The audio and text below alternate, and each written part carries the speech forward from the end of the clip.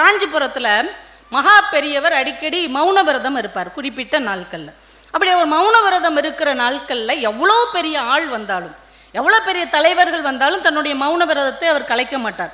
வந்தவர் அவரை தொட்டு கும்பிட்டுட்டு அப்படியே ஆசீர்வாதம் வாங்கிட்டு போக வேண்டியதுதான். அப்படி ஒரு நாள் அவர் மௌன விரதத்தில் இருக்கிறார். ஒரு பள்ளிக்கூடத்தின் வேன் வந்து நிற்கிது. அந்த ஆசிரியர்கள் அந்த பிள்ளைங்களை ரெண்டு பேரையா கையை பிடிச்சு அப்படியே உள்ளே கூட்டு போகிறாங்க. அந்த பிள்ளைகள் பக்கத்தில் வந்த உடனே மகா பெரியவர், என்ன எல்லாரும் எப்படி இருக்கிறீங்க, குழந்தைகள்லாம் சாப்பிட்டீங்களா, இருந்து சாப்பிட்டுட்டு தான் போகணும், உங்கள் எல்லாருக்கும் என்னுடைய ஆசீர்வாதம், நீங்கள் நல்லா படிக்கணும், நீங்கள் எல்லாரும் நாட்களில் நல்லா வருவீங்க அப்படின்னு பேசிட்டார். பக்கத்தில் இருக்கிற சீடருக்கு ரொம்ப ஆச்சரியம்.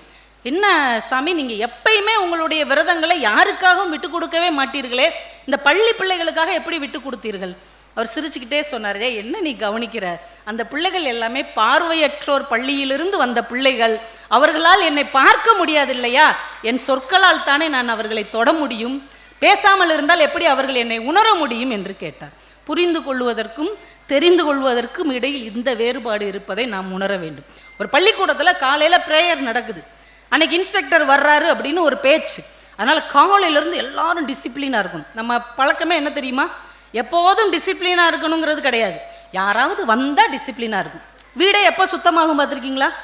ஒரு வீடு முழுக்க சுத்தமாக வேண்டும் என்றால் உங்களுடைய உயர் அதிகாரியோ உங்களுக்கு நெருங்கின சொந்தக்காரங்களோ வீட்டுக்கு வந்தாங்கன்னா வீடு சுத்தமாயிரும். அது வரைக்கும் அது அங்கிட்டு கிடக்கும், இது இங்கிட்டு கிடக்கும், எல்லாம் தெருவில் கிடக்கும். அது மாதிரி பள்ளிக்கூடத்தில் இன்ஸ்பெக்டர் வர்றார் அப்படின்னோடனே அட்டச்சு பிடிச்சி எல்லாம் டிசிப்ளினாக இருக்கணும், ஒழுக்கமாக இருக்கணும், ஒழுங்காக இருக்கணும், எல்லாம் வரிசையில் நிற்கணும், ஒன்று போல் கிளாஸ்க்கு போகணும், பயங்கர கட்டுப்பாடு.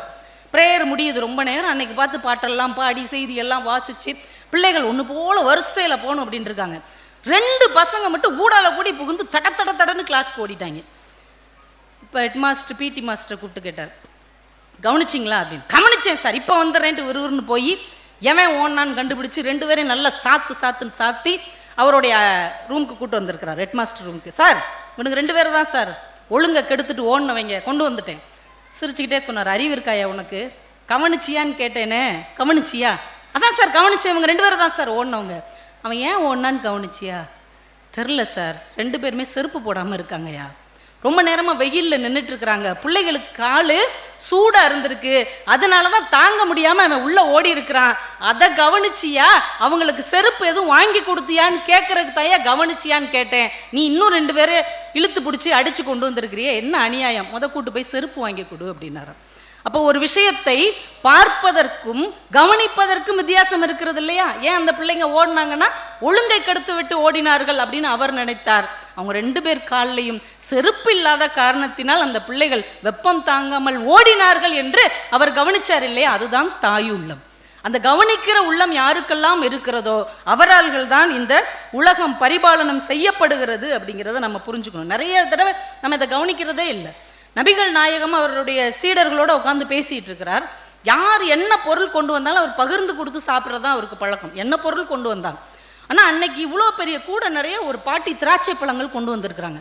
அவர், என்ன பாட்டி, இதான் என் தோட்டத்தில் முத விளைஞ்சதுப்பா, நீ சாப்பிட்டு நல்லா இருக்குன்னு நீங்கள் சொல்லிட்டீங்கன்னா எனக்கு ரொம்ப மகிழ்ச்சியாக இருக்கும். அப்படியா? எடுத்து சாப்பிட்றார், 1 எடுத்து சாப்பிட்றார், 2 எடுத்து சாப்பிட்றார், பேசிக்கிட்டே எல்லாத்தையும் சாப்பிட்டு சூப்பராக இருக்குது பாட்டி, போயிட்டு வாங்க அப்படின்ட்டார். சுற்றி இருந்த சீடர்களுக்கு ஆச்சரியம், ஒரு பேர்ச்சம்பளம் கிடச்சா கூட கொஞ்சம் கொஞ்சமாக பிச்சு எங்களுக்கு தருவீங்க, ஒரு கூட நிறைய திராட்சை பழத்தை நீங்கள் ஒருவராகவே சாப்பிட்டீங்களே, என்ன காரணம்? அவர் சிரிச்சுக்கிட்டே சொன்னார், அந்த கூடையில் இருக்கிற எல்லா பழங்களும் பயங்கர புளிப்பாக இருந்தது. அந்த பாட்டி முத என் தோட்டத்தில் விளைந்ததுன்னு ஆசையாக கொண்டு வந்து வச்சிருக்கிறாங்க, இப்போ நான் உங்களுக்கு கொடுத்தா என்ன செய்வீங்க? புளிக்குது அப்படின்னு அவங்க முன்னாடி சொல்லி அவர்கள் இதயத்தை காயப்படுத்தி இருப்பீர்கள். அதனால் தான் எல்லா பழங்களையும் நானே சாப்பிட்டேன், புளிப்பை உள்வாங்கி கொண்டு இனிப்பை அந்த பாட்டிக்கு தந்தேன் என்று சொன்னார். இதுதான் ஒரு விஷயத்தை தெரிந்து கொள்வதற்கும் புரிந்து கொள்வதற்குமான ஒரு வித்தியாசம்.